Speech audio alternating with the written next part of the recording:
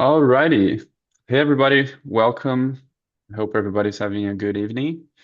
So today is our monthly meeting about modeling results. So we started the semester just talking about doing some EDA, some exploratory data analysis. Then we also talked about some modeling, like the methodologies that were most commonly used for each team. And today or tonight's is going to be all about modeling results. So yeah, just housekeeping items. Uh, Not many things. I think this is the second to last meeting of the semester. The next meeting will be or the next meeting will be our last meeting before all of the paper submissions, I believe. And yeah, so today is all about modeling results and let's get started. So I believe the first team is BioAsk. Yeah, hello everyone. I'm Xueying. I'll be representing our team. Yeah, again, like we have some other teammates has one class now and like another one in Europe, so it's like super late for them. Okay, so I'll representing our project on the large scale biomedical semantic index and question answering. Um, so this task is divided into like the two phases. So in the phase A, the goal is mainly for the retrieval. And so we give biomedical questions and we want to return the top 10 most relevant PubMed articles and with the supporting text snippet too. And there's also phase A plus, but is like the generation part, which is similar to phase B. And the phase B is for the generation, and our system produces two types of answers. So the first is the exact answer, and it's more short and direct. And the second is the ideal answer, is more complete and is a summarized paragraph. So our workflow, sorry, is a little bit small. Um, so we are using like a hybrid retrieval and re-ranking architecture. So we first start with the input questions and apply some basic pre-processing such as some on the tokenization, removing the stop words, and then we rely on a single. We're not for the single query, but we have generating the multiple query using three strategies. So first, we have the biomedical rule-based expansion, which we have kept the known relationships such as like the gene and disease associations. And then second, we apply some the train memory expression, which we can train from the pattern that in the given training data sets. And we also use the Lagrange model, the OpenBio large language model for the queries. It can help introduce the biomedical terms. Um, and then like these scores will be sent to the PubMed, and then we can retrieve the pool of the candidate document. And then in the re-ranking stage, we fine-tuned a mini LM re-ranker, and it can scores the documents based on this semantic similarities. And then we refine these and put into our final rank list and yeah, generate the document and submissions. Can you go to the next slide, please? Yeah, so for the training, we as mentioned, we use the provided training data sets, and we also construct and yeah, sorry, I saw the message. We also yeah, we also as mentioned, we fine-tuned the mini LLM re-ranker to better capture the biomedical relevance. And if you look at the training loss curve, we see the loss decreases and then later stabilize. And this is expected because we start with like the strong pre-trained model. And yeah, and also the validation is later stable, meaning that our ranker is effectively learning like how to distinguish relevant from the non-relevant document. Can you go to the next slide, please? And yeah, for the phase A, so with the like strong performance on the yes and no questions with the high precision, recall, and F1 scores, so indicating the effective retrieval of the relevant evidence of evidence. So, however, the performance is dropped significantly for the factory and the list questions, suggesting that like our system retrieve useful document, but it's not like the precise answer that the system want. So here we provided some Phase plus examples. For example, for the factored questions, for first like is what the CAPEC for the context of the sleep apnea, and the system correctly identified the like the word what it stands for. And for the yes and no questions, it also answer like the correct answers. And then like for the list of questions, it can identify like some entities, but it's not like the complete one. Can you go to the next slide? Yeah. Um, yeah, so for the phase B, we are provided with the document and we are using that to generate the answers. And the evaluation, okay, sorry, just like one sentence, the evaluation metric is different because the phase B access the final answer correctness. And we see this like stronger performance for other types of questions besides the yes and no question too. So yeah, just in summary, we have a strong performance for the yes and no, but we still struggle, at least like for the retrieval for more complex questions. And we did think about like using like fine tune like really large models, but then like the data space is limited a little bit. But yeah, well, yeah, we may explore some dynamic retrieval too, because currently we only have like the 10 numbers retrieved like for every question types, but exploring more like answers first and then like re-rank first later can also be helpful. Yeah, okay. That's all. Thank you. Sorry, I'm over time. Cool, awesome. Thank you so much, BioAsk team. Yeah, thank you very much for sharing your results. I believe next team is check that task 2. Yeah, I can begin. Okay. So my name is Shreyas. Talk a little bit about check that task 2. So just for some context, task 2 is focuses on verifying numerical and temporal claims. And essentially for each claim, the organizers provide evidence and reasoning traces generated by an LLM. So each trace comes with an associated verdict, and the challenge is pretty much to do two main things. One is to rank the reasoning traces based on which is like the strongest and most reliable, and second, as well as derive a final claim verdict from those top ranked traces, whether conflicting, true, or false. So this is evaluating using two main metrics, both the macro F1 score for the final verdict, as well as the recall at 5 for the ranked traces. So the goal is the model for the model not just to be a good classifier or a good ranker, but to really be both. And the requirements kind of shape how we approach the problem.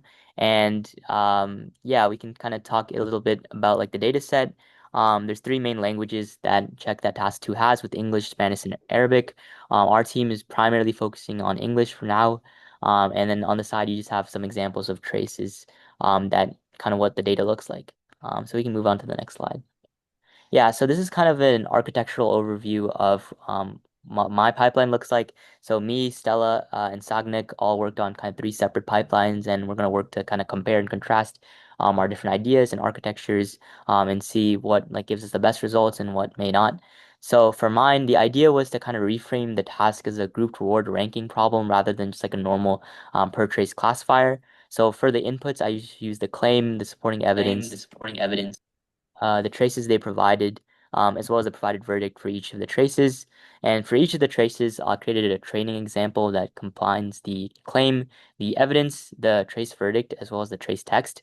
And then I also implemented some numerical grounding features where I like explicitly check whether like the most important numbers, dates, percentages, quantities, any numerical or temporal evidence is really supported in the reasoning trace or is preserved in the reasoning trace and kind of supported by the evidence. So I worked to train like a lightweight reward model whose job is primarily to estimate whether that trace is useful for arriving at like the final claim verdict or not. And then basically we first score all of our traces, and I group them into three main verdict buckets, true, false, and conflicting. And then I score each of the buckets based on the usefulness of the traces inside it. So the strongest bucket becomes like the final claim that we have, whether it's true, false, or conflicting. And then the traces from that bucket are ranked first, from strongest to weakest, and then followed by the other buckets. For me, this worked better because it aligned more with kind of what the objectives of the task were. I tried a couple of different architectures before, like using some more like heavy weight models like that are pre-trained for like numerical like verification, like K2Think V2 and Microsoft Phi.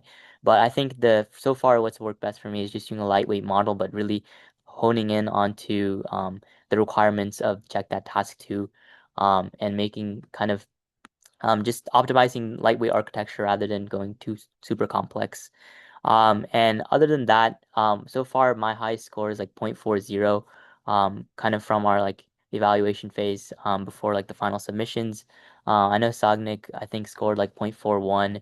I'm not sure exactly how Stella scored, but we're around that range. And I think like the highest score we've seen is like 0.43 or something, so not too far off. So over the next couple of weeks, we're just going to keep working, keep refining our models, seeing what works and seeing what doesn't. And that's kind of it for my end. So thank you. Awesome. Thank you so much, Reyes. Appreciate you sharing the results for the task 2 team for Check That. I believe next up is task 3 team for Check That. Hi everyone, my name is Hannah and I will present for Check That Task 3. Our goal is to automatically generate a fact-checking article giving a claim. Is claimant's variously rating in a set of scraped evidence web pages. And the data we use is what claim check, and is an example paired with a reward claim with a fact-checking article that was already written by a human journalist. And our evaluation is based on entailment score, citation precision, citation recall, and evidence coverage. The main challenge that we face is that in the evidences, there was a lot of evidences, and then in some cases, because it was web scrape evidence web pages, like some of it might contain like boilerplate items, or couldn't even scrape like the content of the web pages at all. So that's why we had to balance between citation recall and evidence coverage. Next, please. So knowing that we use the data set and we pre-process the articles. So we use, in this stage, we strip all the HTML, transliterate to ASCII2, which is like a Latin, and then filter out sentences with low code size similarly to the claim using all-mini LM-L6v2. And then we categorize the evidences into 3 categories. The first one is relevant, the second one is boilerplate, and the third one is just empty. And then the next stage is that we cluster all the evidence together based on their cosine similarity again, and then using that we generate the articles. In the generate articles, instead of using the URL citation, we just use the file name. And for the post process, we will replace the file name with a URL in case our LLM model couldn't give the right URL link. Next slide, please. And then this is our metrics. The baseline is one thing that we noticed that compared to the baseline, our pipeline improved from all the four metrics. And then we can see that for citation recall and evidence coverage, there's a huge improve from 0.023 to 0.241 and from 0.723 to 0.832. The next step in our pipeline is to improve on our prompt and also changing to different LLM model. Right now we're using a more lightweight one, but for the competition, we will try to use like a more heavyweight one so that like we can obtain better result. Thank you. Awesome. Thank you very much, Hannah.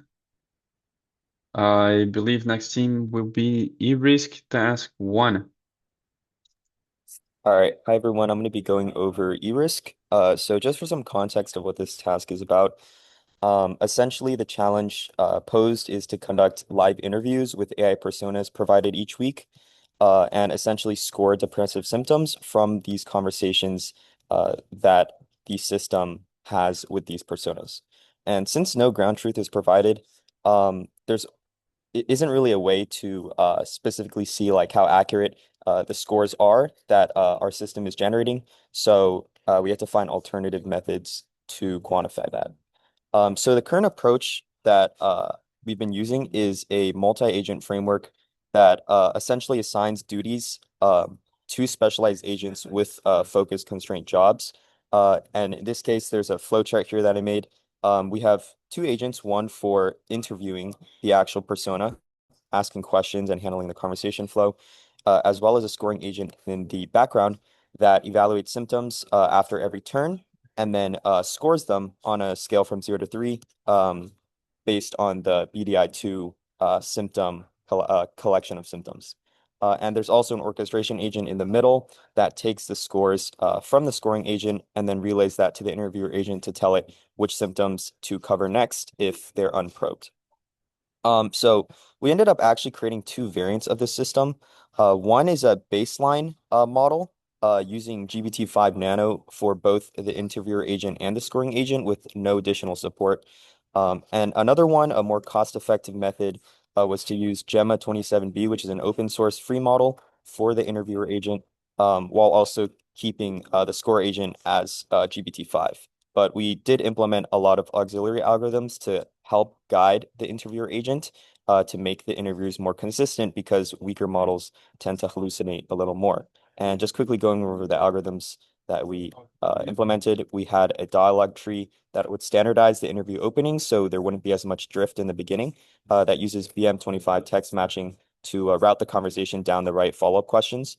And also, once we ran like around 30 interviews for every persona, the hybrid model would use Weaver-like aggregation to assign reliability weights to each interview sample that's determined via like pairwise symptom agreement. So looking at every pair of samples and seeing how closely their symptom score relate, and then building a consensus profile using a weighted median and taking the three closest samples to that. So the task goal is to maximize symptom coverage and obviously get a good scoring report in the least number of conversation turns, although that is only available after judging, so we can't know for sure whether or not the scores are accurate or not. But along the way, while I was working on this task, I stumbled across a alternative research question, which is, could we develop a hybrid system using a weaker model, Gemma, that can still compete with the performance of the paid baseline using GPT?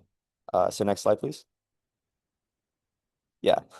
Oh, yeah. Okay. So since there's no ground truth, there's no real way of like verifying whether or not the predictions are, necessarily accurate against known scores. So in the absence of data, I figure the best way to proceed is to try and maintain internal consistency. So comparing those two variants and those model outputs against each other to see if there's any key differences. So on the bottom, you'll see like the final selected runs that we actually submitted to Clef for the weekly persona releases. And you can see that the baseline and the hybrid pretty much matched up with every persona. And the difference was less than 6 BDI 2 points, which corresponds to around one severity band. So BDI2 has like different severity categories for every range of scores. And if you look at the mean, all of them are under 6 except for Persona 10. And that's due to how the open source model, the weaker Gemma model, and GBT evaluate symptoms and prefer to target them differently, which will be evaluated on the next slide. Next slide. Yeah, so some things I found while comparing these two models is that the paid baseline that we created using GBT as the interviewer tended to prefer more emotional symptoms like these top few. You can see on the left side, there's a heat map of the frequency that each model included the specific symptom in its top 4 ranking. And yeah, the left one is the paid baseline. You can see it oftentimes prioritized symptoms like sadness, guilt, and pessimism, self-criticalness, and these are all like emotional intrinsic symptoms. Oh, sorry about that. I'll just wrap up real quick. While the hybrid model preferred like these somatic symptoms, which are more physical and shallow. So that's definitely a problem and a limitation of using a free model. But overall, using dialogue tree and other methods, we managed to compensate for that and prevent the hybrid model from undershooting a lot of these emotional group of symptoms. And we have to wait until around May 12th to see the final results. But until then, we'll be working on wrapping up this approach. Yes. Thank you. Cool. Awesome. Great job, Victor. This Thank is you. great. Thank you so much for presenting. And it was nice meeting you last week as well at the Oh yeah, Project yeah. It was Expo. great. By the way, Cool. David couldn't make it today because he's working on the online masters poster, but Mm-hmm. he just wanted me to tell you that. And Okay. he's going to be wrapping up his results as well. Okay. Yeah. No worries. Thank you for letting me know. All right. So I think, yeah, this was David's. So I believe next team will be Finn, Eval, task 1. Yeah, I'll take over for that. So hello everyone, it's Justice. I'll be representing task 1 for FinM Eval. It's me and Kabir on this task. So since just giving some context, this one's the AI for Finance Lab in which we're doing a question answering task over multilingual financial concepts. So since our last update, we've seen the main limitation that we had or identified within our modeling was cross-language retrieval noise. So we're using a single global multilingual index that was crafted or created with the BG3ME embeddings.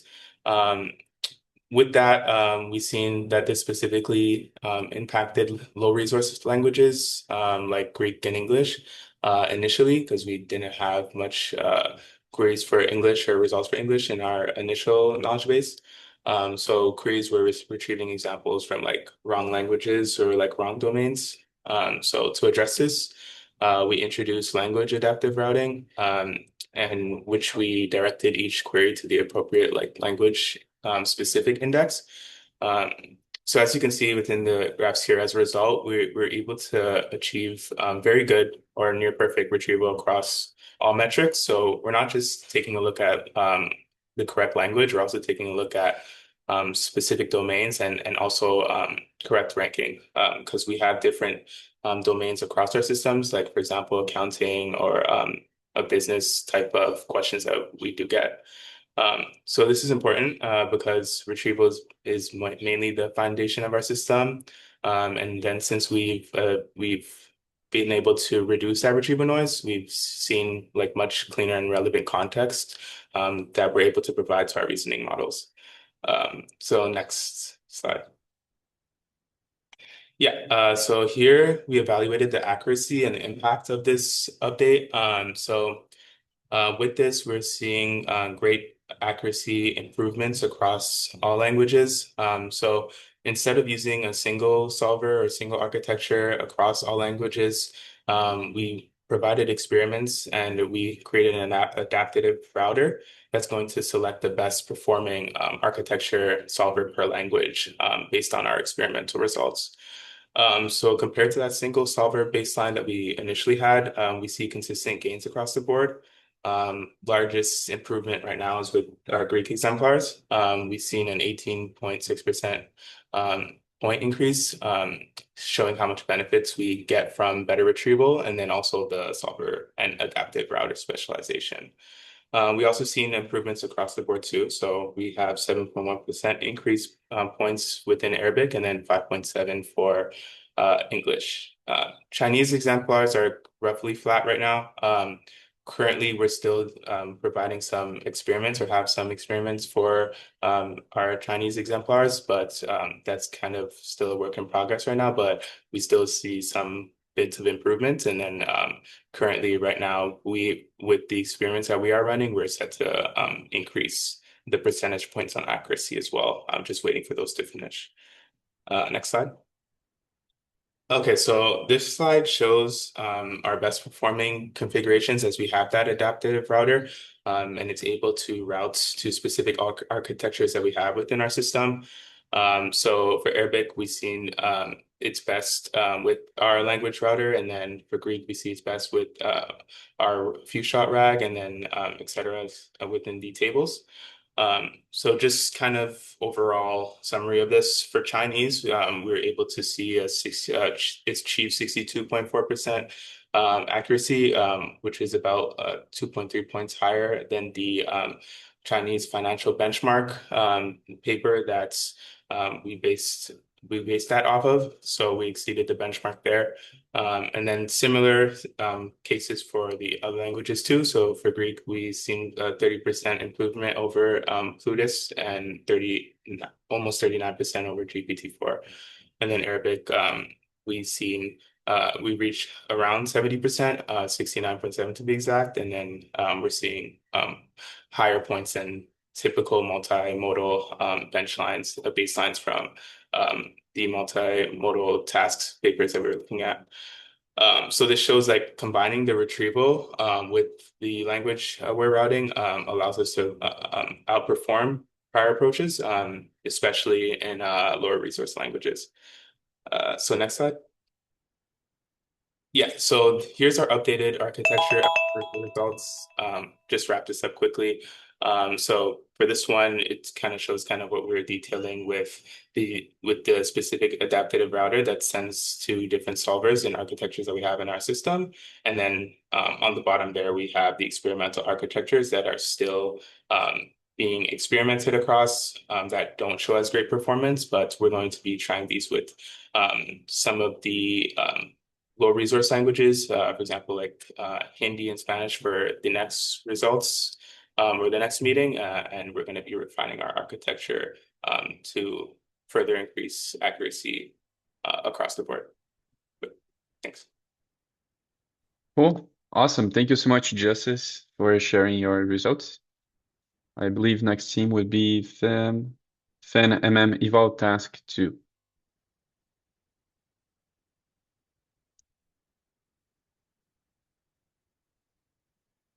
Anybody from Task 2 team that is here to present? Okay, so let's move along. Task 3 team. Hi, okay. Hey, that's me. Good morning from Germany, everybody. Thank you for all the nice presentations already. And the next one that are following, I just want to give you a short update on FinMM Eval Task 3. As a reminder, in Task 3, we are supposed to build an agentic system that's supposed to decide whether to buy, hold, or sell two assets, in our case, Tesla and Bitcoin. And we can do, or we this system should do this decision given some historical prices and some news. Yeah.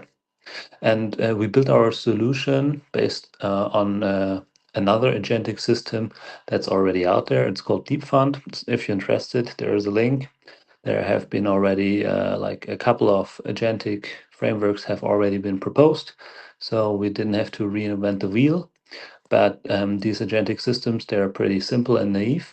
They, for example, just included some technical analysis agent that just computing some volume or resistances or trends, and also does a very simple and naive sentiment computation on the news.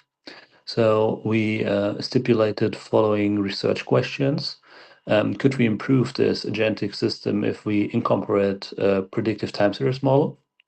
So we will incorporate an agent that is using a random forest, online learning it on S&P 500 stocks, and predicts for Tesla and Bitcoin whether they will their next day price will be higher or lower. And the second research question we have is whether we can improve this agentic framework with a more sophisticated sentiment analysis. So we split up the text, we look for relevant text, and only compute the sentiment on this, something like that. And if we go to the next slide, there's a brief overview over our architecture. On the left side, you see the analyst agents that we have to in the financial and the agentic system. The yellow ones that they are already there, that's the simple versions, and the red ones that are our additions. They produce some signals that are then used by the portfolio manager in the middle, who does the decision whether to buy, hold, or sell, and is also using its memory. So how well he has fared in the past days with his decisions. And on the next slide, we will show you our results, but they're all done with a quite small model, GPT 4.1 Nano. So keep that in mind. So the next one is, are our results. There are the two graphs. On the left figure, we see Tesla, and on the right figure, we see Bitcoin, and there are cumulative return charts. And the gray dashed line is the buy and hold return. So if in September 2024 you just bought Tesla or Bitcoin and just hold it, and you can see that the agentic framework doesn't really fall well against this buy and hold solution. But lucky us, we are not measured against the buy and hold. We are just measured against other agentic frameworks. And the blue line is the baseline, the original DeepFund agentic framework. And you can already see that, at least for Tesla, our solutions in ablation studies seem to improve.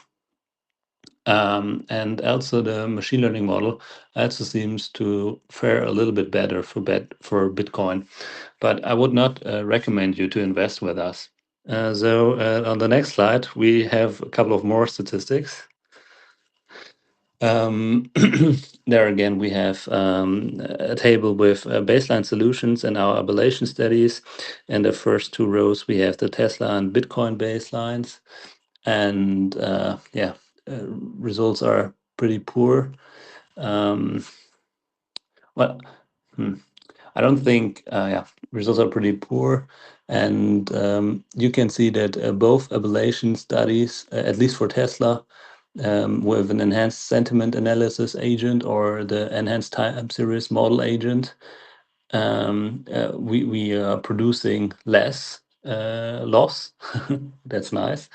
And for Bitcoin, this is definitely true for the machine learning model. The results are by no surprise. So market timing is really challenging.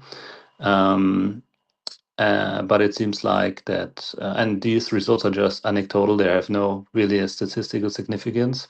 So that's something that we will maybe try to work on to get a little bit more observations with more experiments and have some robustness in our results. That's it. Thank you very much. Awesome. Thank you so much, Max. Thank you for sharing the results from your team. Okay, so I think Hype is now presenting today. The next one will be ImageClay AI for Agri. Yeah, I will be presenting. So yeah, I will present the work we did for the AI for every team. As a quick recap, this is a multispectral, multitemporal classification task for agricultural potential. We have 34 time steps and 10 Sentinel-2 ones, which are the ones that are shown in the table there. And the goal is to predict 5 agricultural potential classes, which range from very low to very high.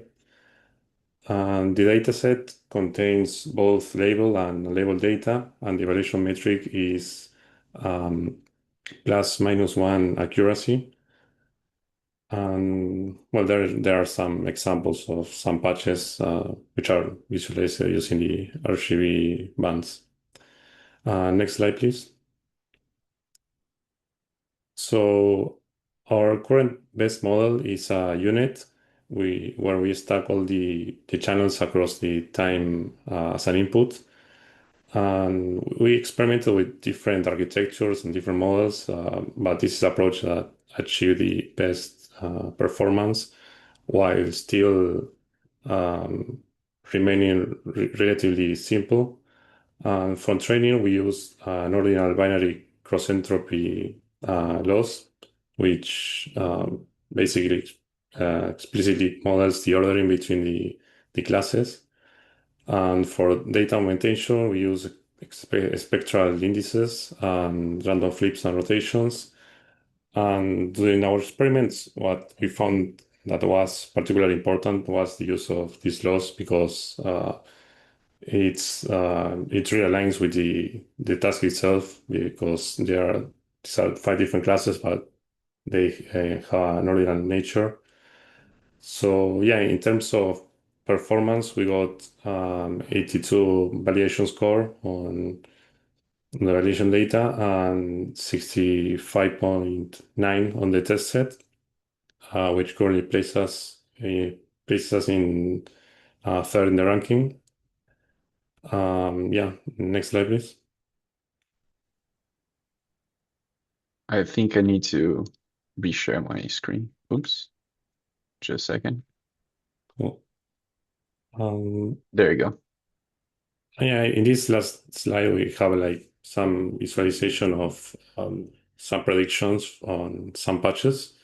We can see on the top, there are some examples where the model performs well. Even if there is unlabeled data, it's able to relatively find the boundaries and predict the correct labels.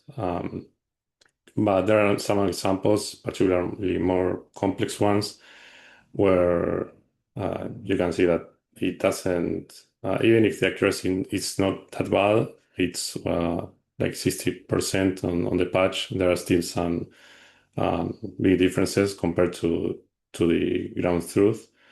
Yeah, to the right, there's a confusion matrix over the validation data, which explains the results. You can see that there's most of the predictions are in the diagonal or close to it. Yeah, I think that's all for us. Awesome. Thank you so much, Ignacio. I appreciate you presenting the results for the AI for Agri team. Next up is ImageClay Caption team. Hello everyone. I'm Yuwen. Our team, Bowen and Ritash, work on the ImageClay caption task. So here's a brief overview. It's a medical concept detection and caption prediction. For the first task, is to predict the UMLS concept unique identifiers directly from the images, like those CT, X-ray, or MRI images from the radiology. And the evaluation is F1 score, including the primary and the secondary F1. The second task is caption prediction. Is to generate a clinically accurate radiology caption for each image. The evaluation includes 6 metrics, like image caption similarity, BERT score, RAD1, BLERT, UMS concept F1, and align score. Next slide, please. Yeah. So for the first task, concept detection, we used the like some CNN models like ConvNeXt, DenseNet. We also tried the Biomed Clip and the fine-tuned Gemma 3. So here's the results. For the ConvNeXt, yeah, we got this score like 0.59. For the Biomed Clip, it's close. The DenseNet got, yeah, all those 3 are very close. So we did the 3-way ensemble, and we got like 0.6061 for the development side. So we use the 3-way ensemble for the test side, and we got the primary F1 score at 0.579, and the secondary F1 score at 0.9657. Yeah, it's I think it's ranking us at the like second place compared to last year's scores. Yeah, next slide, please. Yeah, here shows our caption prediction results. So for the caption prediction, I tried 3 models. The first is Instruct Blip Flan T5XL 4 billion model. I used the LoRa fine-tuning, trained about 9.4 million parameters in 3 epochs. I used 4 RTX 6000 GPUs on pace. I tried both vision-only fine-tuning and the concept-anchored training. So for the concept-anchored, I use the concepts we predicted in task 1 and use it to get the vision-only model. So here you can see for the Instruct Blip model, the concept anchor dramatically improved the overall score.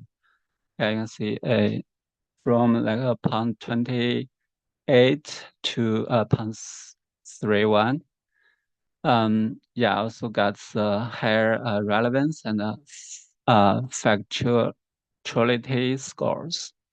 The second model we tried is LavaMite Mistral 7 billion model. Uses similar settings. Yeah, we also did the vision-only fine-tuning and concept-anchored training.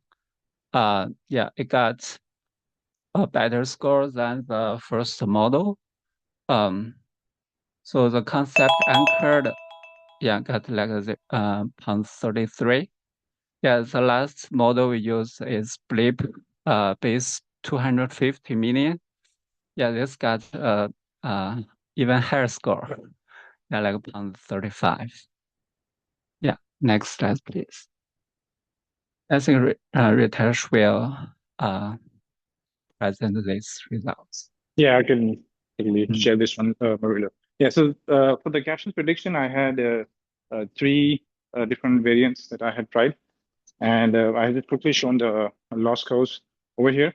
The first one was the base model of all 3 of them was MedGemma, because it's been already on the medical images. And the first one that I used over here was the full fine tuning, so just to see how full fine tuning works. And the second one was using QLoRa, where there was no full fine tuning, but I attached the LoRa adapters only to the tension layer. And you can go to the next slide. And yeah, this is the most interesting one where I did a joint caption and the concept together to the model, and then trained based on that. And this one gave the lowest loss in the entire loss space, about I think 0.5 on validation. And the training takes about 30 hours for just 3 epochs. So it's quite a long training, but we do have some good results here, and we're going to submit it to the test data set this week. Yeah, thanks.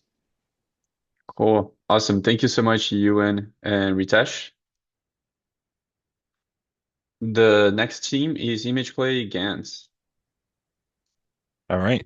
Hello there. I'm Eric, presenting for ImageClay GANs. Although GANs is in the task name, you don't have to use GANs. It's any generative image model. So briefly, the task is we have CT chest scans, and we aim to generate ones which are preserve privacy, are very realistic, and are diverse. This is hard because generative models often memorize their inputs, and preserving privacy and being diverse and realistic are inherently in opposition for most of these types of tasks. Our learnings so far here has been that differential privacy, which is one of the standard techniques for this type of work, is quite hard. In many of the papers, they have extremely large batch sizes, very large training budgets, sometimes batch sizes as high as 4,000, actually. Many guided and sort of sampling and inference approaches also operate on a reduced latent space, and this often generates very blurry images compared to operating in pixel space. We found flow matching gives much better performance than diffusion so far. And while admittedly not very innovative, the approach which has worked best for us is what is called sample rejection, where you create many samples and then you have another supervisor model reject samples which are too close to your training data. We have gotten very good at image generation, actually. In fact, I don't even remember which of these two is actually fake. They're almost indistinguishable in terms of their realism. Next slide, please. So most of the work then falls on the work of our supervisor model. We tried many approaches with batch sizes ranging from 8 to 128, and we have found that the two which worked best is where we have spatial autoencoders. So we are compressing the image down to 32 by 32 vector or tensor. And then applying some sort of distance lookup in that embedded space. So these tests, now one thing I should mention about this is we are not allowed to use any pre-trained models in this task at all. Everything must come directly from the data, no weights, no transfer learning, nothing. However, during evaluation, we can use pre-trained models just for our own internal evaluations. Their evaluations also are not shared with us as well. So we used Biomed Clip to do the comparison, and we found that a geodesic-based model where we attempt to kind of approximate a Riemannian manifold to have a little bit more intelligent way of determining the distance between points. It does much better in terms of cosine distance of the generated points. It does roughly about the same in what is LPIPS, which is a perceptual loss. It, however, has much lower memorization density, which density is a special score that is kind of determined, and which is great. We have much lower density, meaning we're much less likely to be memorizing. However, a generalization density, which we do not want to go down, is also much worse. And this highlights the inherent trade-off that as you push away from memorization, you often push away from the generalization of your data set as well. These scores below show roughly the selected points versus unselected points, often trying to select points which are furthest away from the training and as well as are diverse among the generated data set. So if a sample is too close to one we've already generated, we reject it for that reason as well. The next slide, please. And here we have a UMAP embedding of these two models in the Biomed clip embedding space. As you can see, they actually look very similar. So train and holdout are actually identical for both of these. So it's just the generated, which we're doing the comparison of. And although they look similar, you might see that, especially in the body, in the midpoint, the geodesic contrastive autoencoder does have a little bit less clumpiness in the center there. However, both of them have quite a lot of kind of clumpiness in the tails there. And again, this is just an artifact of how these models work, especially compared to the holdout, which has a much more uniform distribution. Next slide, please. So some last minute work that we will still attempt is doing a explicit Riemannian manifold learning rather than approximating it as we are now, since it has given us better results. I think there's still some team members that wish to see diffusion attempted again. So given that our training pipeline is quite modular and works pretty well, we're going to give that a few more training rounds to attempt. We might be able to do a little bit better with how we select candidates. So one we've looked at is called a determinantal point process, which can maximize the intra-class variation of your selected points. So this is creating as much of a diverse set of candidates as possible. Some class balancing. There is the CT scans are taken from roughly 3 areas of the chest, so there is kind of some natural clusters in the data, and we have found our selected candidates don't perfectly align with those clusters. As well as some extreme outlier rejections. Some of the generated samples are admittedly, although very far from the training data, are not realistic. So we wish to implement that as well. And thank you so much. Oh, awesome. Thank you so much, Eric. Great slides. Next team is ImagePlay MediQA.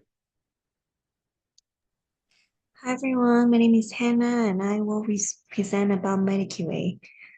The goal is to classify brain tumor patients into clinically meaningful subtypes by integrating multimodal clinical data.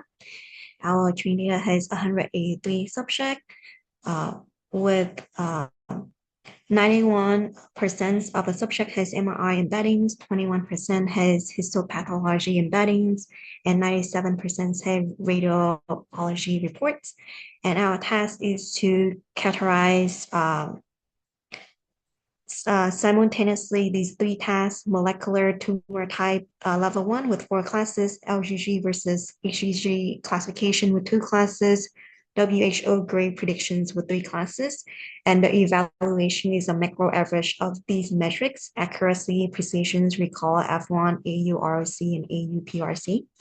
The baseline trains separate linear probe on top of frozen MRI and histopathology embeddings, then combine their prediction using a gated residual fusion module. Next, please. So just to clarify the data distribution, we see that for task 1, only 7% is non-diffuse. Only 3% is belong to the older categories. And so when we do the predictions based on the baseline, we notice that they all predict towards the categories that has the majority of the data. And so the macro score of the baseline is really low. Task 1 is 0.246, task 2 is 0.438, and task 3 is 0.267. Next, please. So this is our proposed pipeline. We use the MRI embeddings from the neural BFM, histopathology embeddings using the GigaPath, and then using the reports embedding using the Llama model 3.17 TB. And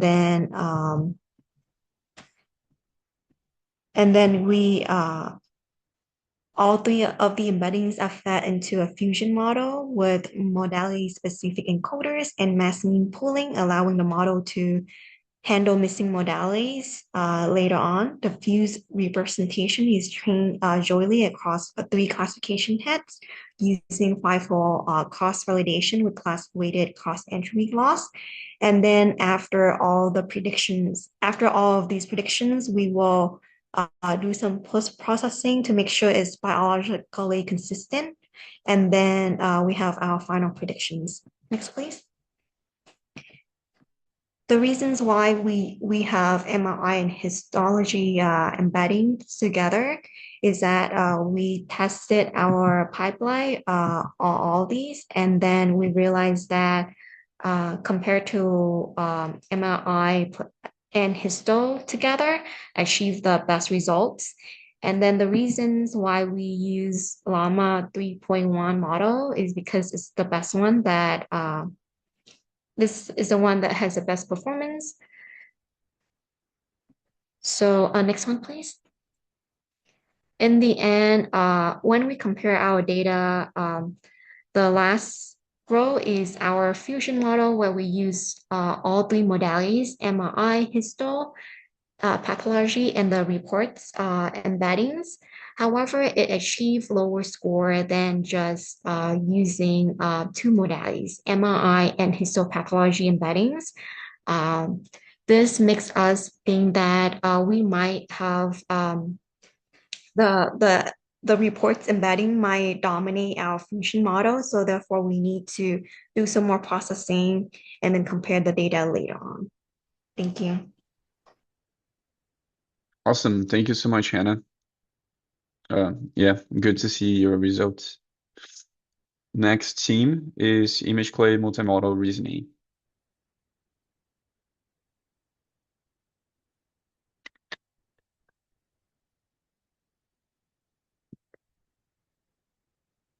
Anybody from the multimodal reasoning team presenting today?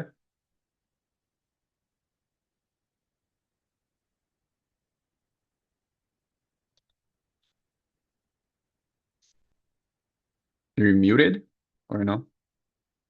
Okay, I'll just move along.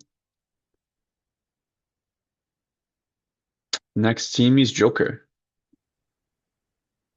Yeah, hey everybody. So for Sorry. am I out of time already? So for Joker, we're working on test 2, which is pun translation, and just a quick overview of what we're doing.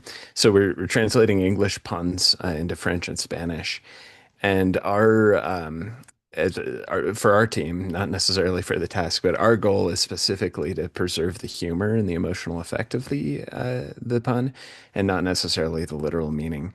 And what that'll do is it'll mean that our machine metrics will be worse, but our human evaluation, which is one of the things I do for this task, will be much better. So the task hasn't actually released our data yet. If last year was any indication, they're not going to till the end of May.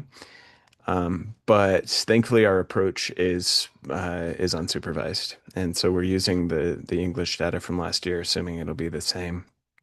And generally our approach is to do some pre-processing, identify the pun word in the sentence in English, translate that pun word into basically 2 lists of synonyms that represent the 2 different meanings in that pun off of each other in that word. And then do a search over some sort of semantic phonetic space to find a suitable target language pun. And then after that, we're feeding that into an LLM to generate a new pun in the target language.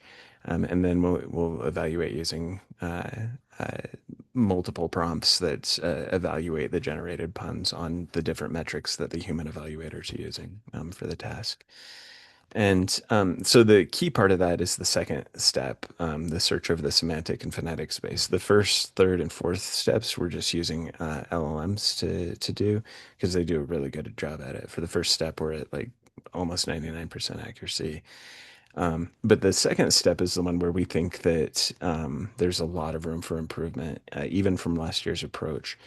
And so what we're really focusing in on is what we kind of started but didn't actually get done last year.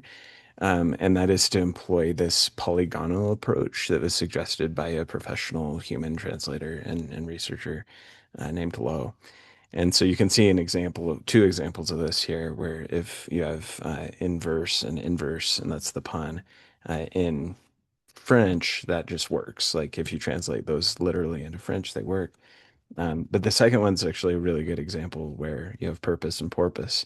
But then when you translate them literally into French, they don't work.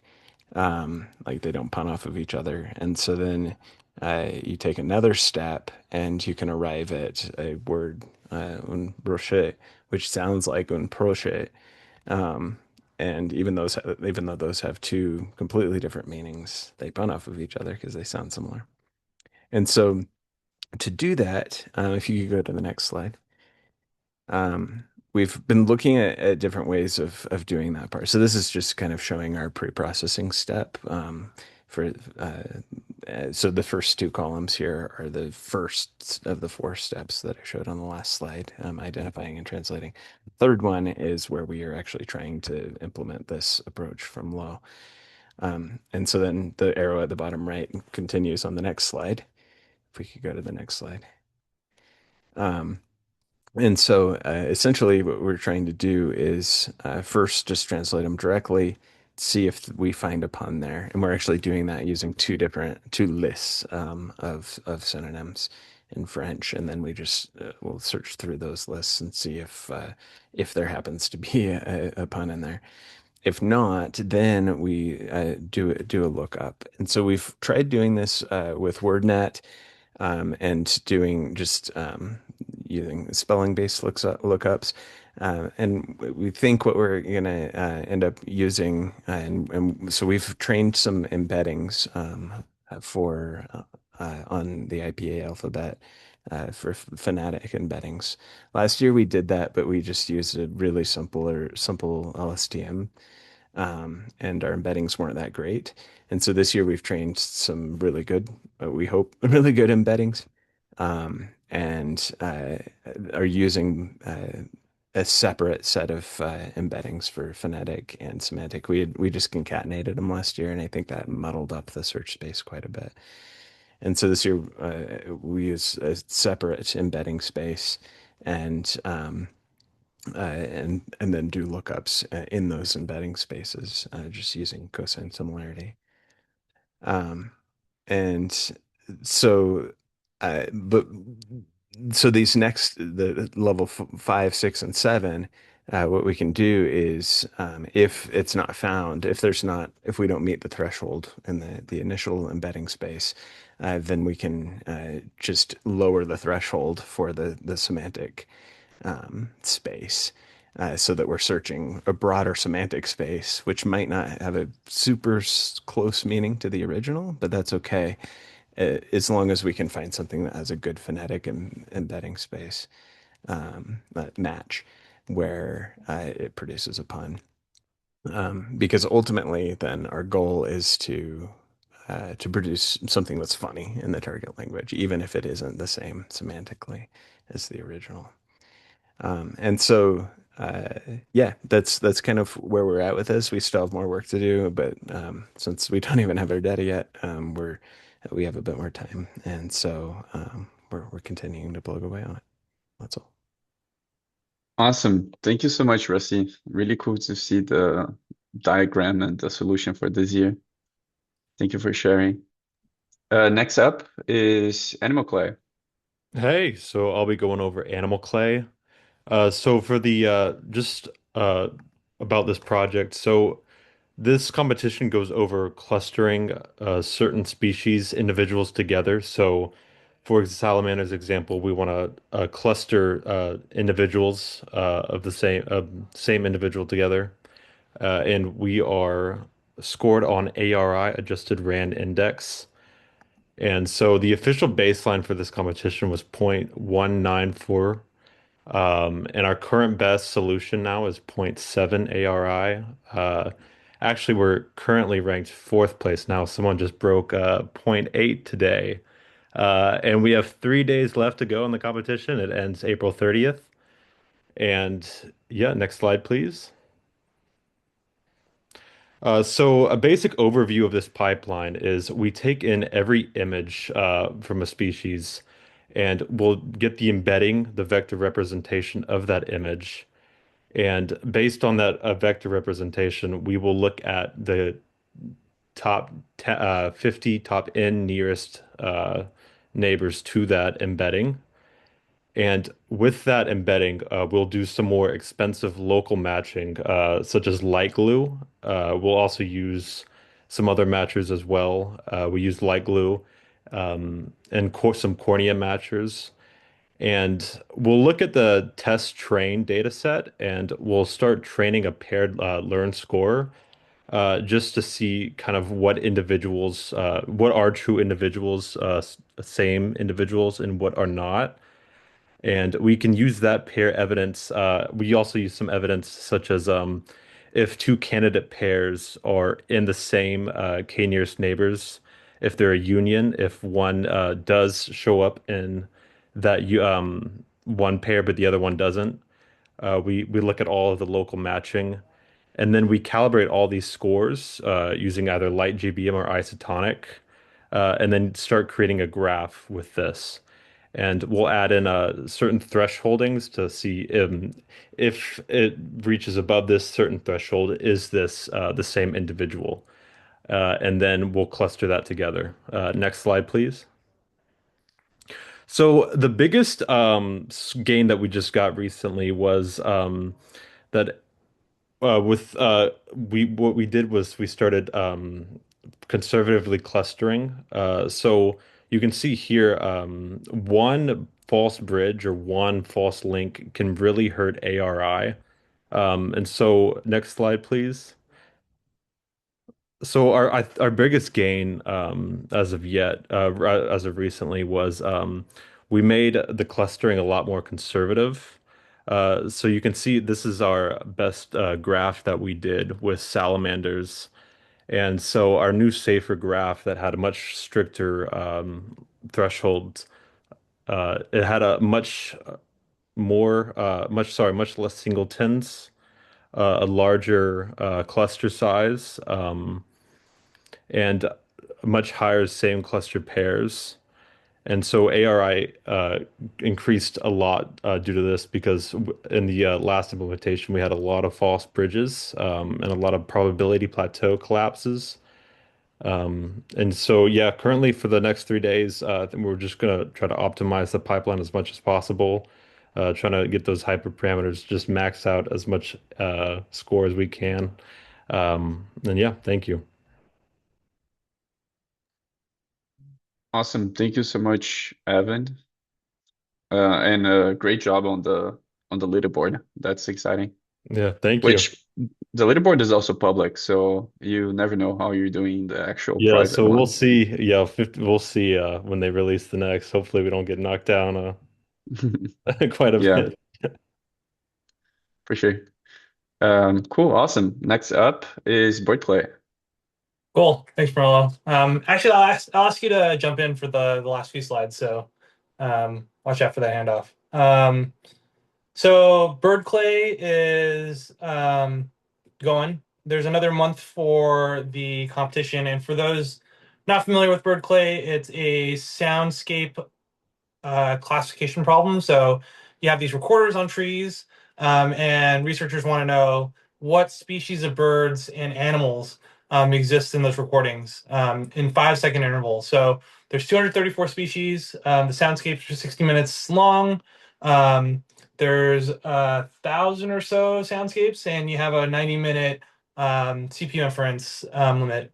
So right now, the leaderboard is based on this metric called, I think it's AUROC. It's a ranking sensitive metric.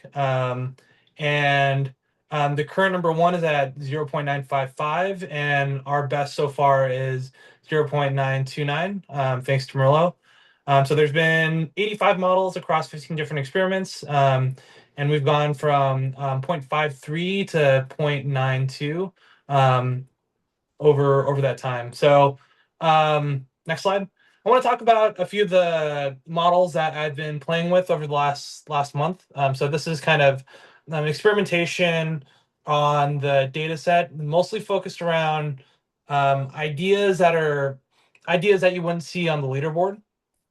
So this first modeling aside is doing a token-based classification. So this was the focus of our paper in 2025.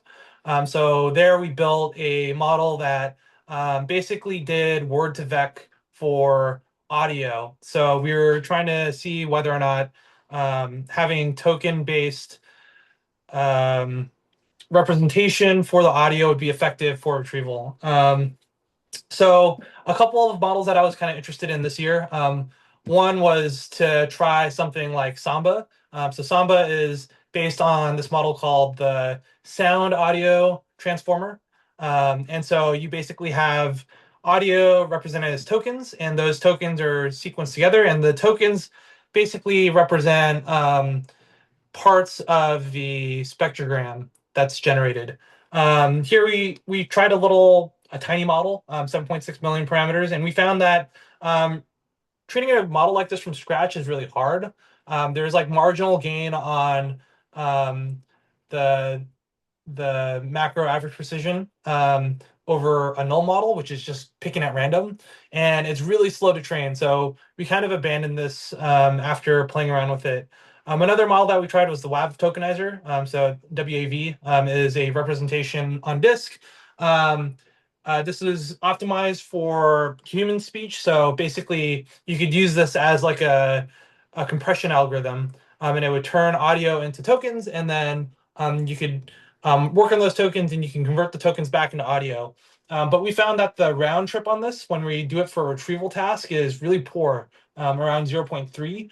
And the precision at 10 is also very poor. So overall, kind of a poor representation space, but an idea that was worth playing around with. Next slide. The next kind of idea is this idea of factorizing the data based on the entities in there. So we have species, we have these focal species, we have these different sites that the recordings are taken off of. And if we could kind of tear apart and factorize, this is where the priors for the sites are and these are the priors for the species. Putting it together into a linear model of some kind was something that I wanted to experiment with. And so we did ridge regression on the embeddings using an embedding prior for these species and for the sites. And we got a leaderboard score of 0.8. Next slide. So taking this one step further, can we get a learned representation for the underlying stuff? And if we have a learned representation, can this help mitigate the domain shift between these really clean focal audio and these kind of noisy multi-labeled soundscapes? So we built kind of these statistics over the perch models. We have these embedding models that get used too. And yeah, we compose this in a way that takes advantage of both this learned representation that's shared across all three different modalities, and using some interesting modeling techniques. We have a couple more slides. I'll just cover this, Merlot, so we can finish this up really quickly.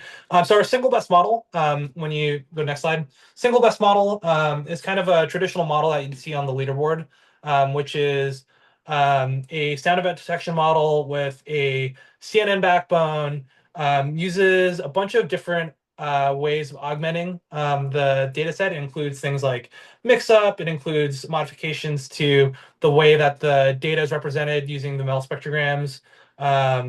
we play around with kind of like how the windowing is done with the Fourier transforms, scheduling the learning algorithm, and applying a bunch of test time augmentations to improve the score. And so this is a score that gets 0.9, and this is like a single shot trained model. And then the overall best solution takes in ensembling across a bunch of different models. So this is kind of where we're at.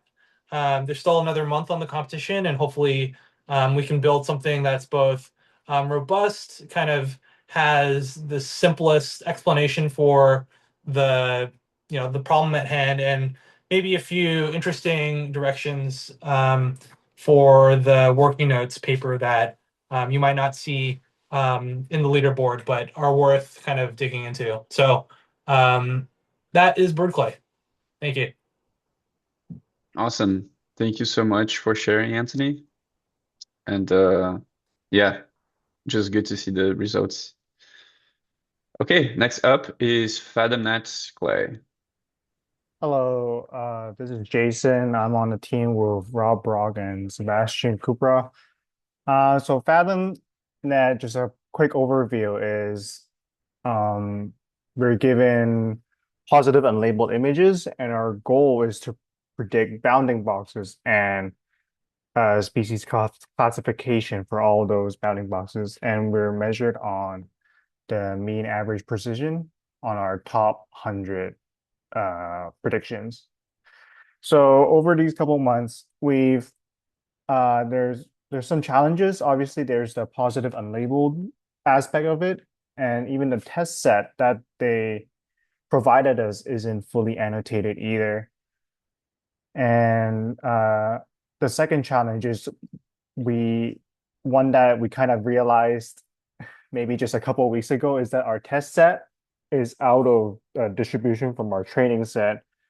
So like which we didn't realize before, we didn't look at the URLs that we downloaded the images from, but the images are from different submersibles and different cameras, and the submersibles operated from different decades. So some are like from the 1980s and to now, which are like 2010 photos. And also they operated in different oceans as well. And then so on the right here, I included a PCA of one of the most common class in our set, the sea urchin. And so you can kind of see how like separated the two different clusters are between the training set and the testing set. Next slide, please. So right now, our current best model is done by decoupling our detector stage and our classifier stage. So in our detector stage, we actually did not do training at all. We just used a vanilla Megalodon model, which is based on YOLO, where we passed a full image pass and a tiled and 640 by 640 tiles to the Megalodon. And that gave us our detector boxes. And then we used our detector boxes. And then if the detector boxes and the ground truth diverged by a lot, we fall back on the ground truth bounding boxes. And we would pass that on to a dyno model, and we would train that dyno model with only 8 layers unfrozen. And then we will evaluate our dyno model based on a custom out of distribution data set. So we're not using we're not splitting our training data set into a validation set because, like I said before, our test set is out of distribution. So we actually went and made our own custom out of data set from the provider's database website. And then I just want to note here that our mean average precision is 0.55. I just want to note that because you'll see our test results next. So this is our inference pipeline. So on the top part of the picture, you've seen our Megalodon detector stage already. So I'm going to quickly skip that and go down to our classifier stage. So we would take the bounding boxes from our detector, and then we would pass it on to our trained classifier from our previous slide. And then we would actually combine the detector confidence score and the classifier score to create our submission. And then our current best Kaggle submission is 0.1652. So you can see that there's a very big difference between our training score and our test score. And we're still thinking of different ways to try to improve our score. Our score has been kind of like hovering around this area to like 0.13 to 0.16 for a while. And so we've still have a few more experiments to run. So if you look on our next step, yeah, a few more next steps we have is LoRa. We want to upgrade our classifier to a bigger model. In fact, our Rob Rock just finished running an experiment using LoRa, and we already got a higher score, a 0.18. So that's good news. Also, next step is to re-rank our detector proposals with a score fusion. And then another idea is to use a Turing test network, which actually just got released, I think today or yesterday, from the folks at Voxel, which works with our competition organizer. So we'll be testing this. And then lastly, an idea is to use a student-teacher model. Yep, that's it for me. Awesome. Right on time. Thank you so much, Jason. Yeah, super excited to see what you guys come up with. Inbari is super cool, and definitely looking forward to seeing them at CVPR later this year. So yeah, great job. Next up is Plankley. I believe Alper will be speaking. Hey everyone, Alper here, and I'll be giving some updates on the results from the Plankley task. So as a reminder, our task is a multi-label plant species identification task using classifier backbones that are trained on single species training data. And the training data consists of around 1.4 million single plant images, and the test data is about 2,100 images that consists of a mix of different plant species and in a much larger pixel resolution. And the evaluation for the task, the evaluation metric is a multi-label F1 score. And the test images, about 3/4 of the images are from the same site visited at different times of the year, which we take advantage of to help with the species classification. The competition is ending in about 10 days, 10 days left. We're currently on the 5th place on the public score, but yeah, those are subject to change. Next slide. So yeah, I had presented most of these results in the last meeting. Just a quick recap of those. We use several techniques to improve the F1 score of the backbone, and some of those include multi-scale tiling, where we split the images into smaller tiles, and then we do that like at different tiling scales, and then feed those together into the same classifier, which improves the performance. And then we have temporal fusion, basically combining the probability output from the model for the images of the same site taken during different times of the year or different years. And then we apply JPEG compression to the test images to help with the performance. And then the last one was the image similarity based KNN model using face libraries to help with the overall score. And we had ended up around or 1/8 with this mix. And the follow-up steps were ensembling other architectures such as Convex, which is a convolutional neural network-based classifier, to basically complement the vision transformer-based backbone that is kind of the baseline for the competition. And then the other techniques we are exploring is using object detection and then also photometric augmentation. Next slide.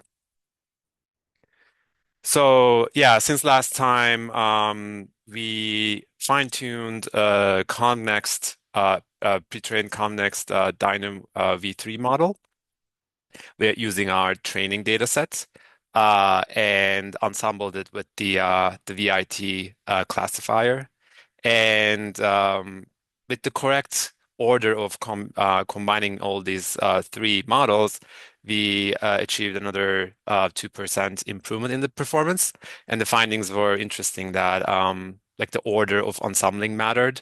So the correct order here is, ensembling the vision transformer with the image similarity model first, and after that, blending it with the Connext model produced the best results.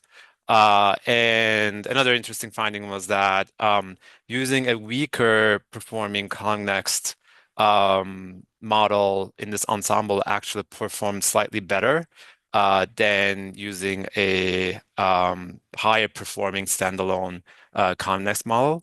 And yeah, I mean, this was potentially basically, the extra scales in the better performing Connext model were disagreeing with the vision transformer model. So yeah, that's where we are. Actually, it's like since then we improved the scores a little bit better than this, but we still have a few things left to add on in the next 10 days, and hopefully we'll improve the scores a bit more than this. Thank you. Awesome. Thank you so much for sharing, Alper. And yeah, great results. So thank you. Next up is long eval.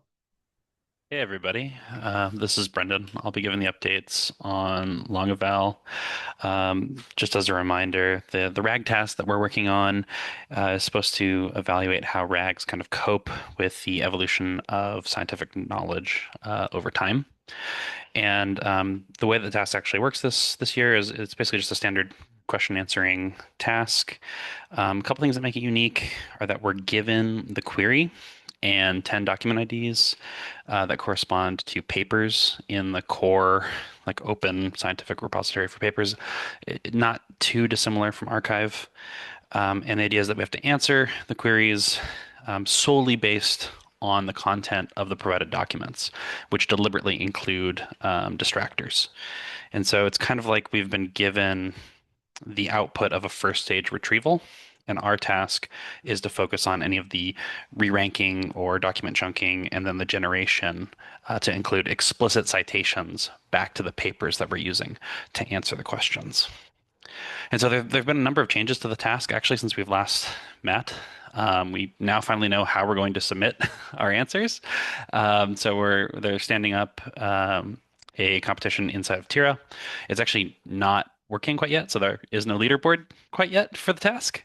But the trade-off there is that they've done away with the limit on the number of submissions, so we can submit more than the 3 sets of answers that we originally were constrained to, which is great. And then finally, for the kind of citation side of things, we're no longer using edit distance, which is great because that was a super punishing metric that you essentially had to produce a perfect extractive answer. Now they're just looking at set, overlap, precision, and recall between our cited documents and human annotated documents for each of the ground truth answers. And the last time we spoke, we were in the same boat as Joker, where we didn't have our data yet. We finally have our queries and the document corpus for this year's RAG task, but there are no validation answers. So to show you actual results, well, that's a little bit hard because we don't have a leaderboard and we don't have a set of validation answers. We have to create our own kind of pipeline to evaluate our systems and decide which ones we want to submit. And so we've come up with some of our own methods for kind of this zero shot or reference-free evaluation. Next slide, please. And so the two methods that we're focusing on are kind of a custom LLM as a judge that's kind of working on holistic answer of the end-to-end. So basically query and cited documents to answer to assess the faithfulness and relevancy of that.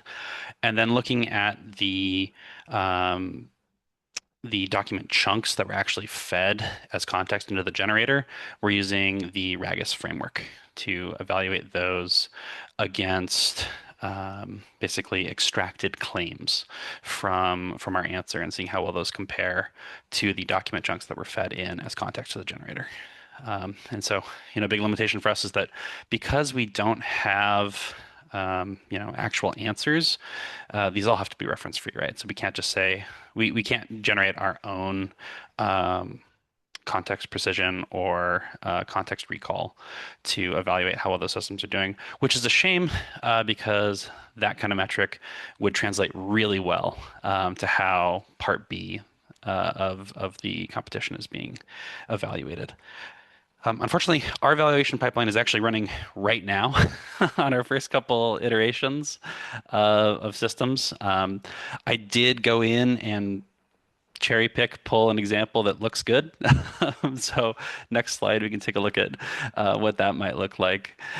So we have kind of the system that we're looking at by our system ID, and then we have one of the sample queries, right? So this: how could languages and health literacy barriers alter emergency response access and outcomes? And with that query, 10 document IDs are provided, and some of these papers relate to public health. Some are completely unrelated. It kind of spans. You're not guaranteed that all documents will be relevant. And so these are fed in. We chunk the documents, and this example is using Colbert and the Maxim metric to decide what document chunks should be fed into the generator. And so we grab our few document chunks and which document those correspond to, and we generate an answer. And kind of at the end there, those numbers in brackets correspond to document number 5 and document number 3 in that list. Those are indices that correspond to which papers in the list are being cited in the creation of our answer. And so we feed the query, the answer, and the full text of the documents into our LLM judge. We're using a much larger context judge for this, mind you. And we generate faithfulness basically as a yes or no score, and then relevance on a kind of a index score where we give a few shot examples in the prompt itself.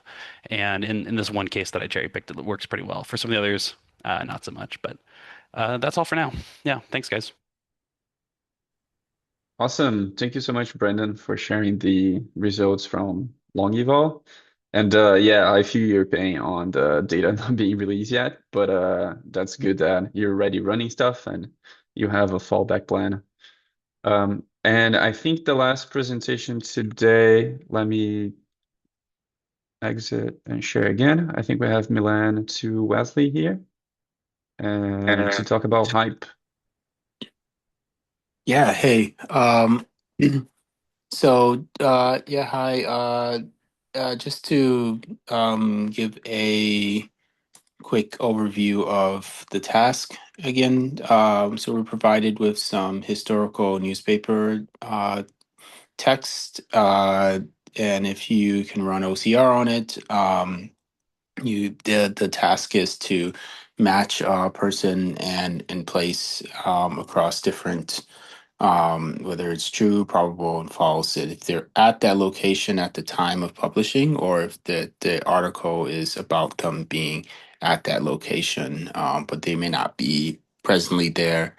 And so we had some data provided, and so this has a little bit of a breakdown. There's two sets of data. One of it is for training. It's a bit more dirty. And then there's a cleaner sandbox data that doesn't have as many OCR errors. And so a lot of this was based on that, on the premise that we could use OCR tools to clean up the other data set and the data set that we get for the actual task. And yeah, so this, sorry, I'm a bit tired. We can go to the next slide. So I consider like two different approaches. One to sort of take a look at it without a structured approach, and another to try to structure it into a graph based on the cleaned OCR data. So some of the baseline that was provided by the task organizers, sort of one idea was just always predict the most common class, and sort of provided a baseline. And then there was another one that I sort of came up with that just used different heuristics, like um, just looking for some common words, some surface level patterns and so forth, like if a person is mentioned and so forth in one sentence and in another. So it's just sort of looking at the string, the words itself, the cleanup text itself to try to match things together. And that and so forth. And then I so this here sort of talks about the different the pipeline that I use. I came up with like three different ways of like approaching this problem, three different like categories that I kind of call tiers. And like one is sort of like the more simpler ways to do it, and then like a second tier, it's sort of using the graph structure, and then perhaps more advanced methods. Let's go to the next slide.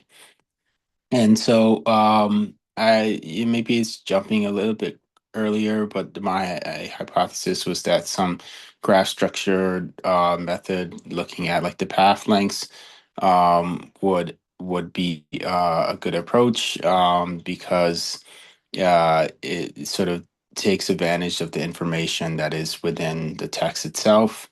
And so I sort of broke it up into different thresholds, like based on what I could see from the data, just looking at the hops information. So if there was like a 1 to 3 hop distance, you could pretty much say that it's a true.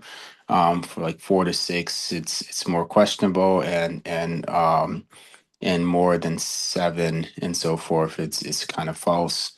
Uh, just going to the next slide. And so this sort of shows how the data, how just going by that simple rule sort of overlaid with the data that was provided. The probable is kind of off, and it's kind of because the probable means a different thing.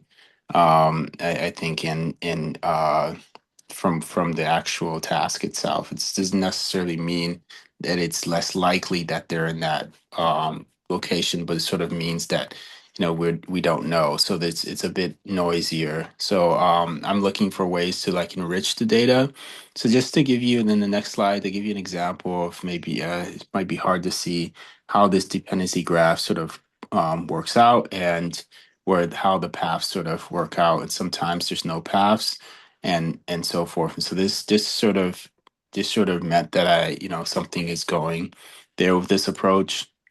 On the next slide, and I think based on the different ways, since I was able to build them into a network, I ran some just general other tests on like using basic network um, methods and so forth. Sorry, I'm a bit tired. It's early in the morning.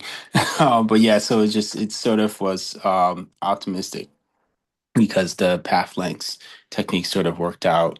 So you should fly through the next slide a bit. So this is just some confusion matrices. Then the final slide here is, yeah, so I think the good thing is that this sort of like validated some of the ideas. It's still not that great, but it does show that there's something in the structure. I think what I would like to do next is to the organizer released LLM baseline comparisons that they use with Ministral. And so I think that I would start looking at that and running some other LLM tests as well through Pace. So yeah, that's it. Awesome. Thank you so much. Thank you for sharing the results. Very interesting. Okay, so that's it for today. Let me talk about some, I guess, some items that are on the top of my head. So basically, like I said, today was one of the last meetings of the semester. I believe the last meeting will be last month, and that's going to be probably the last meeting before we submit the papers. And then maybe we have like a retrospective meeting that might be optional or when I will be sharing on Slack what is expected for the next meeting that we're gonna have, which is probably gonna be about paper writing and just putting the paper together and sharing results and everything like that. So there will be a message on Slack on that. If you have any questions, feel free to reach out. I know that things get very, very busy right now. The cluster is pretty busy. So if you have any questions, make sure to reach out. And thank you so much to everybody who stayed during the entire time. Really appreciate it. And yeah, super exciting to see all of the results that you guys shared. We're almost there, guys. Almost in the finish line. And then we have to write the papers. But the competitions are almost over. So good job to everybody. Really excited to see your work. Yeah, just looking forward to see all the papers. Awesome. Have a good night, everybody, and I'll see you in the next one. All right. Thank you, Murilo.